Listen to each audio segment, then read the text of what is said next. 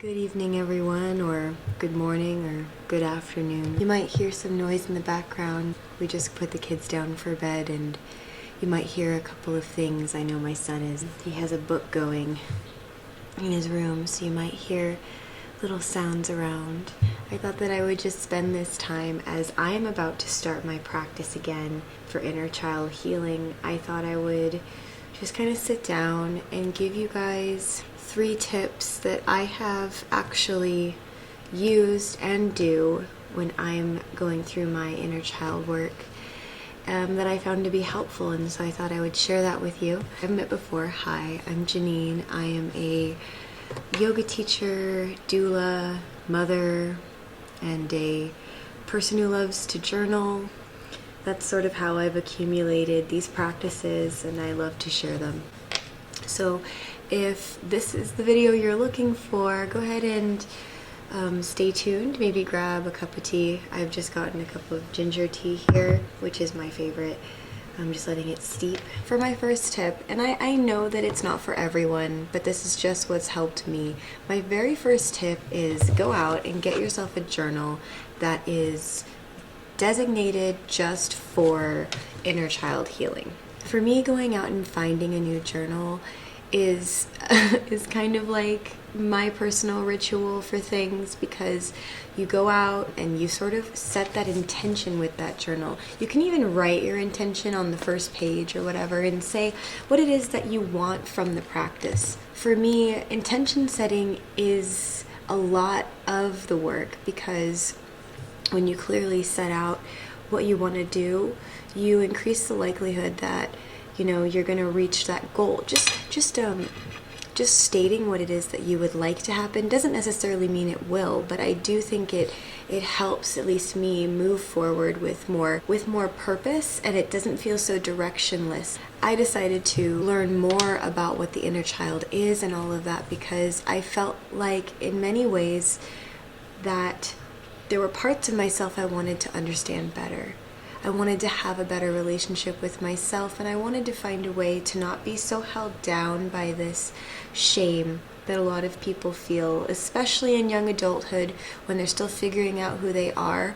Doing inner child healing work can bring you back to who you really always were and who you are, and it sort of helps. It can help you to unlearn the things that kind of bring you farther away from yourself, bringing you away from the things that you're only doing because society told you to, or because of other people's expectations, and it brings you back to your center. Since the inner child, it is a child. It is that part of you that is still who you were as a child, if you can explain that. Basically, that kid that you were never really left. You just gained more experiences, more traumas, more things that can get us to the point where we forget. The mind is such a complex and big thing that buzzes and things move around, and then you get more responsibilities, and we can kind of get lost in that fog. So that's my number 1 tip, is go out and get a journal specifically for that. Set your intention. I like to light incense, candles, get myself tea, set that time aside where I am just going to be alone with myself. Sometimes that's the hardest part of the practice, is just finding an uninterrupted time where you're not looking at your phone, not being distracted by your kids or by work, where you just set aside that 20 minutes to an hour where it's just time for this. Now, certainly in the beginning that was harder for me with everything that goes on in life, but eventually, especially now, I am reaping the benefits of that practice. Maybe I'm not always doing inner child work, maybe I'm doing other things, but the fact that I trained myself to set a time aside just for me and not feel guilty about it, but see it as a time where I'm filling up my cup so that I can move through the world in a more efficient way. It really helped me to just implement it. And now every day I spend at least an hour doing something with myself, because after all, especially for inner child work and self-care, it is about nurturing. Part of it is that our inner child has not been nurtured the way that has not been nurtured the way that maybe we would have liked it to have been nurtured. And so this is that time where we are taking that back and nurturing ourselves, because we still need nurturing. And so it's through these practices that we build a stronger relationship with ourselves, build that trust with ourselves, and healing that inner child, and if there's any inner child wounds and things like that. What I like to do in the journal, I always tell people this one, but I do a brain dump. And that's essentially where you just write and write until you have nothing left to say. If you're not a person who loves journaling, that might seem like a lot, but usually if you just start writing, the pen keeps going and going and going. And before you know it, the pen will just take away in itself just anything that comes to mind, no matter what. Just get it all out, declutter the mind, okay? And then just stop when you stop, and maybe you're 10 pages in, and you will feel lighter. Writing things down has a funny way of actually helping us release something. Sometimes we think, maybe I can talk to myself out loud in my car, or maybe I can just think about those things. Sometimes saying it, thinking it, doesn't really allow it to release the way that pen to paper does. I remember there was a time when I would be more talkative with people and always unloading so much on other people.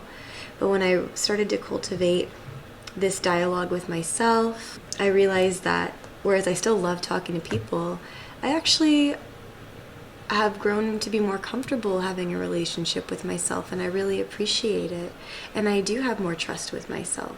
The second tip, which is something I'm actually still working on, and it's a continuous practice for me, it's changing how you speak to yourself. Stay with me on this one. What I want you to do is sit and just take 3 deep breaths into your belly. Really fill up your belly as you inhale. Fill up your chest, your side ribs, fill up. When you exhale, just exhale out your mouth. And do that 3 or 4 times, breathing in, really filling it up. And thinking about oxygen almost like love. Like you're breathing in love, you're breathing in the new possibilities, you're breathing in fresh air. And as you exhale, release it. So you take those deep breaths and you begin to notice, how do I speak to myself? And I wouldn't want you shaming yourself every time you call yourself a name or say that you're stupid. Don't shame yourself. Don't start spiraling. I'm just saying, begin to see that the inner child is there. Change how you speak to yourself. Remember that he or she is always there, always listening. And this might all sound like cheesy language, but you know, the human psyche has a lot of different archetypes. I'm not a therapist, but I'm hoping to get further education in this, but essentially there's a lot of parts of yourself. Some of those parts you haven't spoken to in a long time. And so this is just a moment where even if it feels silly, we're acknowledging it. We're acknowledging that child that was there, that is there. And how would I speak to her? Would I call her stupid? Would I blow up if she made a tiny mistake? No, I don't think so. So changing how you speak to yourself, changing the dialogue, being more gentle, being more kind. And when you're writing in your journal, try to be in that place where you can be that big sister, big brother, parent, nurturing that inner child, being that caregiver or friend that perhaps you never had.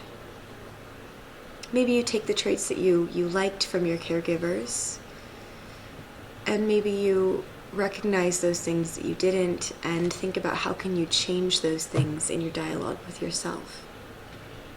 And it's a long road. That's why we have to kind of tread lightly and be gentle with ourselves, which is something I'm constantly still working on, but baby steps, and I've already seen results. And they come out in beautiful ways, because they come out as better patience with others. They come out as not feeling frantic or anxious, or you ever have those days where you feel like you never got a minute to yourself? The days when I do this, I don't have that problem, because I took the time to listen to myself and my emotions and my feelings. And then I just felt like I had enough energy for others. Some people like to do something called mirror gazing, where they look at themselves in the mirror and they tell themselves positive affirmations. Now, sometimes when you look at yourself, it can be a difficult thing to look at yourself and have no judgments.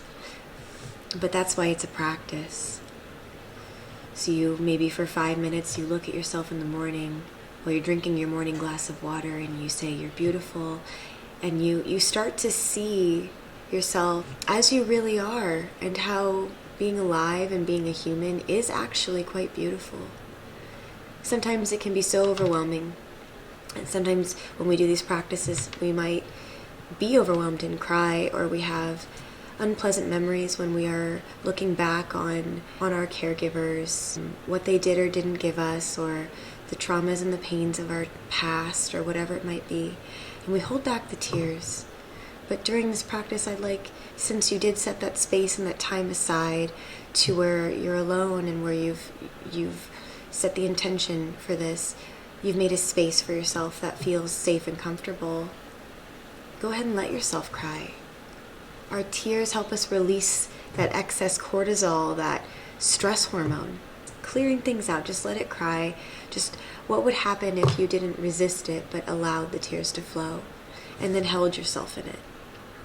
These are questions to ask yourself. And my third tip and final tip would be to declutter. Go through all your things, Marie Kondo style. Pull everything off of every shelf, taking everything out of every drawer. Go through all of your things. Hold them.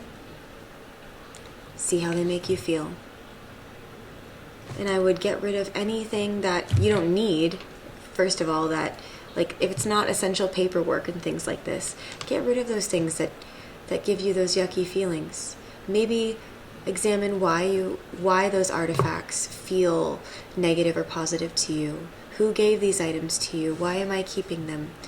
Or these clothes, how do I feel when I wear these clothes? Usually memories start to surface. Sometimes childhood memories when you're going through pictures. And what is the kind of environment that I want to surround myself in? That's when I ask myself questions like, who does my child self, who did she want me to be? What did she admire?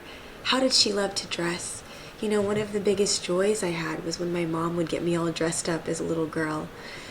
And, you know, I realized I liked that feeling of getting dressed up. So now that I've got more time after my kids aren't babies anymore, I've decided, you know what, I am going to get dressed up and look nice because it makes me feel nice.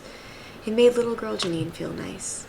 I try to surround myself with items that have positive memories from the past that remind me of happy memories of happy times with my friends and family.